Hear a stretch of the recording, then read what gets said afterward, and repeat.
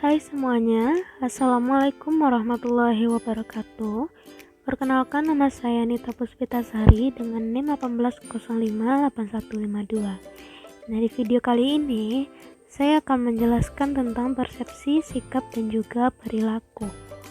Materi yang pertama, kita akan menjelaskan tentang pengertian dari sikap. Menurut Sarwono, sikap adalah kesiapan pada seseorang untuk bertindak secara tertentu terhadap hal-hal tertentu. Dan menurut Capciopo dan kawan-kawan, dia berpendapat bahwa sikap adalah suatu evaluasi dan penilaian seseorang terhadap objek yang tercermin dalam bentuk perasaan, setuju tidak setuju, mendukung tidak mendukung sebagai potensi reaksi terhadap suatu objek. Kemudian menurut Baron dan Byrne, mereka mendefinisikan sikap sebagai penelitian subjektif seseorang terhadap suatu objek. Berdasarkan beberapa definisi yang telah dikemukakan oleh para ahli di atas, maka dapat kita simpulkan bahwa sikap merupakan pandangan, perasaan, dan kecenderungan seseorang bertindak terhadap objek sikap.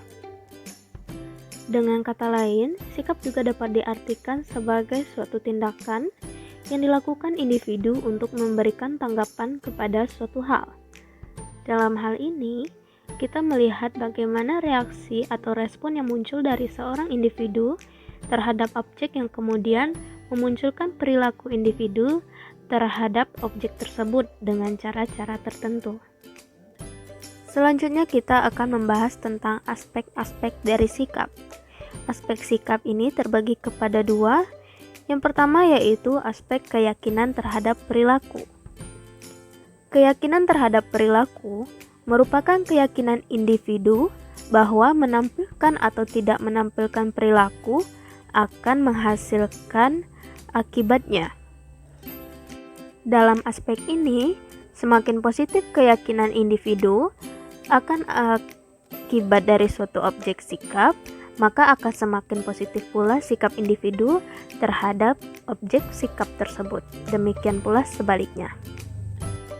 Yang kedua ada aspek evaluasi akan akibat perilaku. Evaluasi akan akibat perilaku merupakan penilaian yang diberikan oleh individu terhadap tiap akibat atau hasil yang dapat diperoleh apabila menampilkan atau tidak menampilkan perilaku tertentu. Evaluasi atau penilaian ini dapat bersifat menguntungkan, dapat juga merugikan. Semakin positif evaluasi individu akan akibat dari suatu objek sikap, maka akan semakin positif pula sikap terhadap objek tersebut. Demikian pula sebaliknya. Selanjutnya kita akan membahas teori-teori sikap. Teori yang pertama yaitu teori belajar. Asumsi dasar teori ini adalah sikap ditentukan oleh apa yang telah dipelajari sebelumnya. Sikap dapat dipelajari sehingga seseorang memperoleh informasi, fakta maupun nilai-nilai tertentu.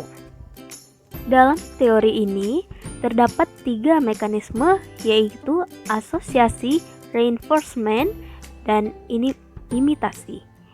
Pada mekanisme asosiasi, pembentukan sikap dipengaruhi oleh sesuatu yang lain, baik yang menyenangkan atau tidak. Pada mekanisme reinforcement, seseorang menunjukkan sikap atau perilaku tertentu karena dengan sikap seperti itu dia memperoleh sesuatu yang menyenangkan. Sedangkan mekanisme imitasi, seseorang menunjukkan sikap dan perilaku tertentu karena meniru orang lain yang menjadi model. Yang kedua ada teori insentif. Teori insentif memiliki 2 versi. Yang pertama yaitu teori nilai ekspektasi.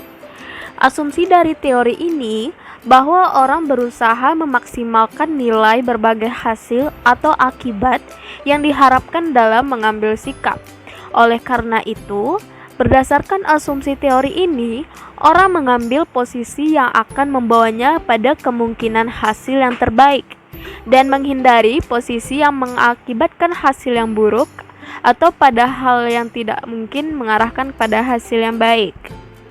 Yang kedua, teori respons kognitif. Menurut teori ini, seseorang memberi respon terhadap suatu komunikasi dengan berbagai pemikiran positif atau negatif. Pikiran-pikiran ini sebaliknya menentukan orang akan mengubah sikapnya sebagai akibat komunikasi atau tidak. Teori sikap yang ketiga yaitu teori konsistensi kognitif. Terdapat beberapa pandangan atau teori tentang konsistensi sikap yang pada umumnya berasumsi bahwa orang mencari konsistensi. Di antaranya yang pertama yaitu ada teori keseimbangan dari Heider. Asumsi dasar dari teori ini menekankan pada adanya hubungan keseimbangan atau ketidakseimbangan antara unsur-unsur individu, orang lain, dan objek sikap. Yang kedua ada teori dua faktor dari Rosenberg. Teori ini berasumsi bahwa komponen afeksi senantiasa berhubungan dengan komponen kognisi dan hubungan tersebut dalam keadaan konsisten. Dengan kata lain, keyakinan seseorang, pendirian seseorang, dan pengetahuan seseorang tentang suatu fakta sebagian ditentukan oleh pilihan afeksinya. Konsekuensinya, jika terjadi perubahan dalam komponen afeksi, akan menimbulkan perubahan pada komponen kognisi. Yang ketiga ada teori disonansi kognitif dari Festinger. Asumsi dasar dari teori ini, sikap berubah demi mempertahankan konsistennya dengan perilaku nyata. Seringkali manusia dihadapkan pada adanya konflik antar berbagai kognisi, sikap, bahkan antara sikap dengan perilaku. Keadaan inilah yang disebut dengan disonansi. Yang keempat ada teori stimulus, respon, dan penguatan. Asumsi dasar teori ini bahwa perilaku sosial dapat dimengerti melalui analisis dari stimulus yang diberikan dan dapat mempengaruhi reaksi yang spesifik dan didukung oleh hukuman atau penghargaan sesuai dengan reaksi yang terjadi. Baiklah, hanya sedemikian materi tentang persepsi, sikap, dan juga perilaku. Dengan kesimpulan bahwa sikap adalah pandangan, perasaan, dan kecenderungan seseorang bertindak terhadap objek sikap. Sikap memiliki dua aspek, yang pertama yaitu aspek keyakinan terhadap perilaku dan aspek evaluasi akan akibat perilaku. Teori-teori sikap ada tiga. Yang pertama yaitu teori belajar, yang kedua teori insentasif, dan yang terakhir ada teori konsistensi kognitif. Mungkin hanya sedemikian video kita kali ini. Semoga bermanfaat bagi kita semua. Saya akhiri dengan Assalamualaikum warahmatullahi wabarakatuh.